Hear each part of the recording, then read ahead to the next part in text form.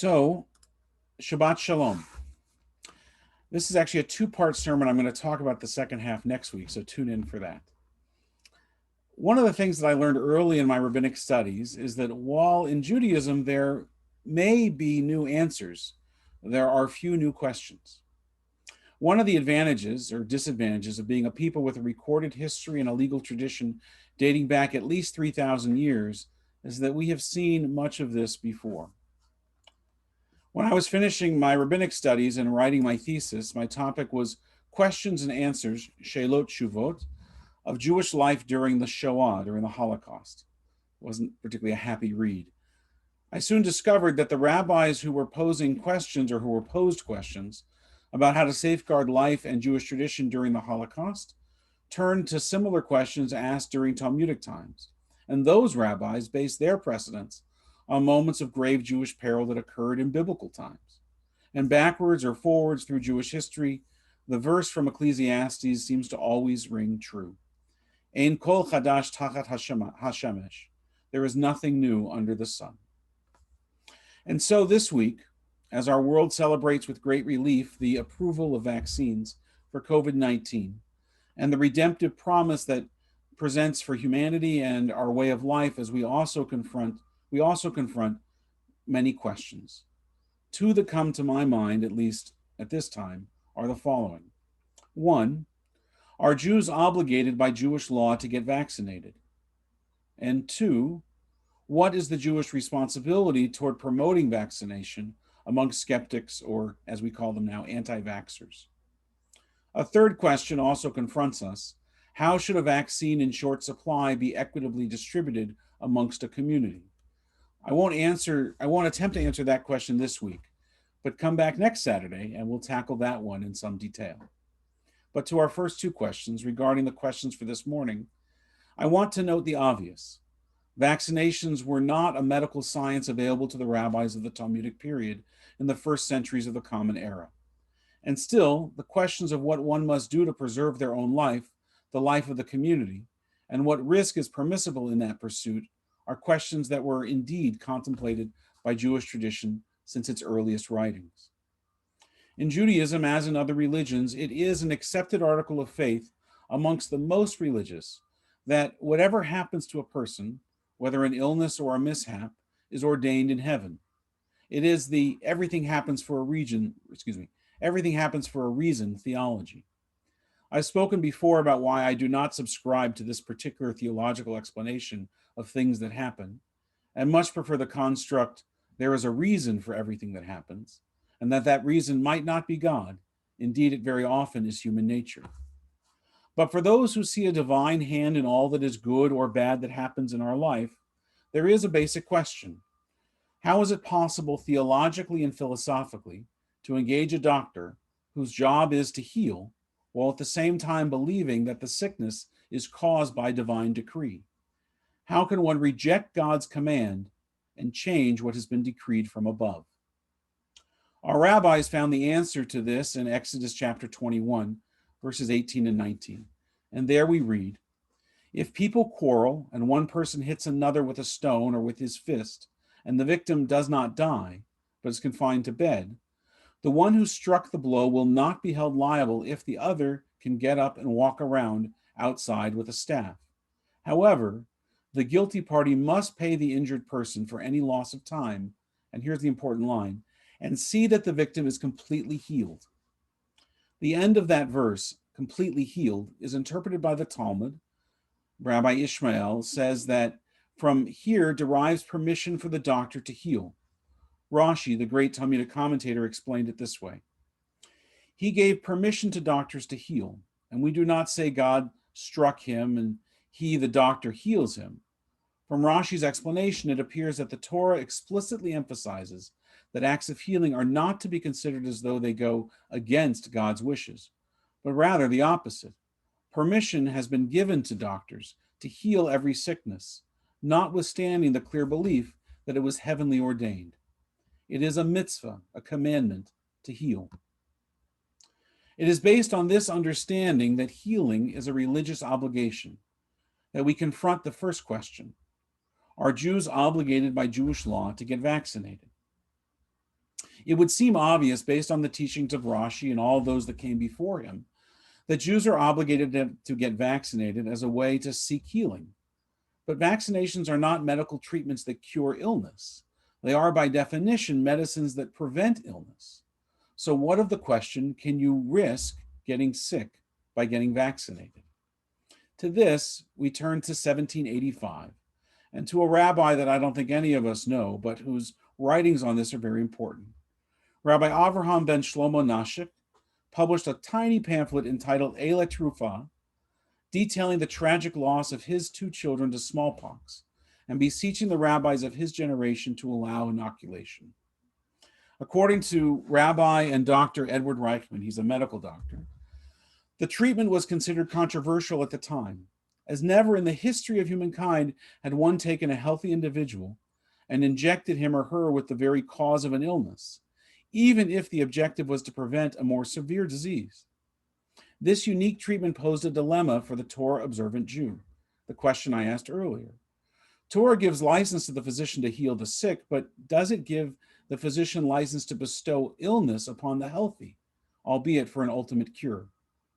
The debate about medical and theological aspects of smallpox inoculation actually occupied a significant chapter in 18th and 19th century history and Jewish thought. The rabbis of the time debated the issues and were well aware of the risks associated with vaccination. And still, the majority argued in favor of inoculation despite its known risks. In their view, the benefits clearly exceeded the risks.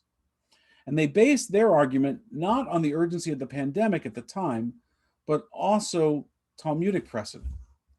The Talmud teaches that danger is more serious than a prohibition. Jewish ethical tradition obliges one to distance oneself from danger and to prevent it. The Rambam, one of the great halachic adjudicators and one of the major philosophers of the Middle Ages, who apart from his religious and philosophical knowledge, actually earned his living as a medical doctor in a royal palace in Egypt, explained this through the biblical commandment of placing a railing on high places. Both a roof and anything that is dangerous where someone might trip over and die, of these one is obligated to place a barrier or cover it so that a person will not fall in and die. And any obstacle that is dangerous to life, it is a positive commandment to remove it and stay safe from it and to be extremely careful with it. From the biblical injunction concerning the railing, we learn that action has to be taken in a proactive manner to remove the danger, and that there is a biblical commandment to guard against danger. As it is written, look after yourself. The Rambam statement leads to the conclusion that whether it is a matter of installing a railing on a roof or covering a hole, or anything likely to harm people such as an illness or epidemics, that there is a religious commandment to distance oneself from the danger and to prevent it. Thus, there is a theological justification for inoculating against disease. But this, of course, leads to another question. See, I said there are lots of questions. Is there an ethical obligation for an individual to expose themselves to a specific or future danger in order to save someone else from a greater present danger? You see, it's one thing, of course, to accept risk to save yourself or your child, but are you, as a Jew, obligated to accept risk to save someone else or their child? In the context of COVID-19, we are talking about the need for herd immunity and getting the vaccine even if you don't feel you need or want it for yourself. So the question is, can Jews be anti-vaxxers? To answer this, the Talmud describes the behavior in the city of Sodom and the occasion when someone came to the town, to the market, to sell garlic and onions. And every passerby just took one item, saying, I just took one, thereby impoverishing the seller a little bit. Rashi explained that each one said, I only took something small, but the end result was that together they stole everything the seller had to sell. From this, the rabbis, right up to present day, infer the principle that if something done by many involves evil and sin, then it is forbidden for an individual to do it. The same applies in the present case, in that it is only because most people get vaccinated, which hurts and may endanger them, that the minority can refrain from vaccination.